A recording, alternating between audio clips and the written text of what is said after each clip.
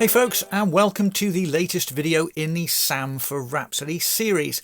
I'm Andy Lapping, and in this video we'll work with SAM to populate our model with some use cases. First, let's have SAM read the current set of requirements in the model and then suggest some possible use cases, without actually creating them. Only once we're happy with the suggestions will we let SAM modify the model.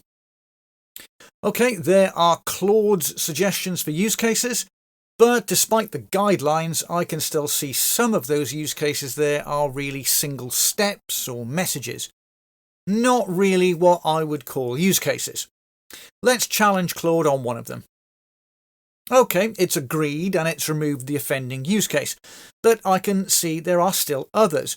So let's be a bit more specific in our prompt and have Claude compile a revised list in accordance with best practices. Okay, yep, that's looking a lot better. Now we can have SAM create them. Let's also have it create actors and a use case diagram for us in the same step.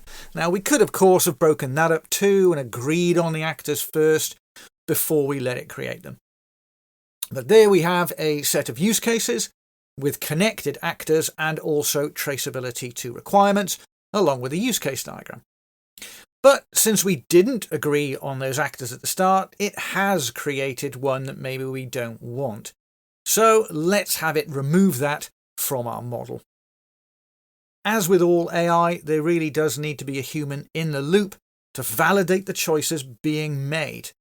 With SAM, you can work interactively with the AI assistant, with SAM doing all the heavy lifting. That's it for this video.